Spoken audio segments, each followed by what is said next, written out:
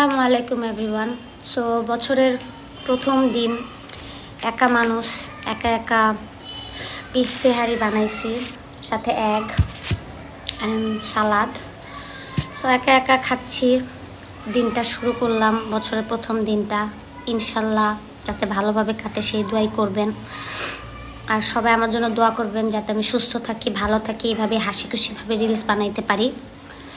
এই তো এখন একটু খেয়ে দেখে কেমন হয়েছে। বিসমিল্লাহ। মজা হয়েছে।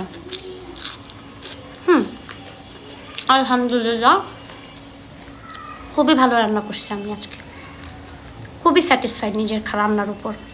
তো সবাই ভাবে আমার পাশে থাকবেন, আমার সাথে থাকবেন, আর আমার জন্য নতুন বছরে বেশি বেশি করে দোয়া করবেন। আমিও আপনাদের জন্য দোয়া করব। আরেকটা কথা, দুপুরে লাঞ্চ খেতে খেতে রিয়ালাইজ করলাম যে লাইফটা কত তাড়াতাড়ি চেঞ্জ হয়। গত বছর এই দিনে অনেকে ছিল, এই বছর অনেকে নাই। অ্যান্ড দ্য ফ্যাক্ট ইজ একদিন সবাই চলে যাব। সো এটা ভালো যে বর্তমানকে আমরা নিজের মতো করে অনুভব করি। এটাই হচ্ছে রিয়েলাইজেশন মনে মনে করতেছি আর খাচ্ছি একা একা। মানে এক সময় আমার আম্মু আব্বু ছিল, ওয়েট করতাম আম্মু রান্না করবে, খাবো।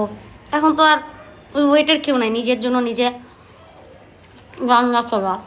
তো আলটিমেটলি আল্লাহ যতটুকু দিচ্ছেন আমি আলহামদুলিল্লাহ অনেক অনেক শুকরিয়া আদায় করি। 2025 সালটা যাতে সুন্দরভাবে আমার যায়, আমি এটাই সবসময় চাই। আমার নিজের একা কেন যাবে, সবারটা যাক। আর এই যে পটকা ফুটানো খুবই খারাপ দেখায়। কালকে যখন পটকা ফুটানো হয়েছে, আমার বিড়াল অনেক চিল্লাচিল্লি করছে। আর আমি চিন্তা করতেছি আমার বিড়ালগুলো যদি ভাবে চিল্লাচিল্লি করে তাহলে পাখিদের কত ক্ষতি হয়েছে। আমি জানি এখানে অনেকের ইস্যু থাকবে, বাট কী করবো, আমি তো প্যাট লাভার, কিছু করার নেই। তো এইটাই ভাবতেছিলাম যে জীবনটাই বড় কঠিন, বাস্তব। এই আর কি, আর কিছু বলার নেই।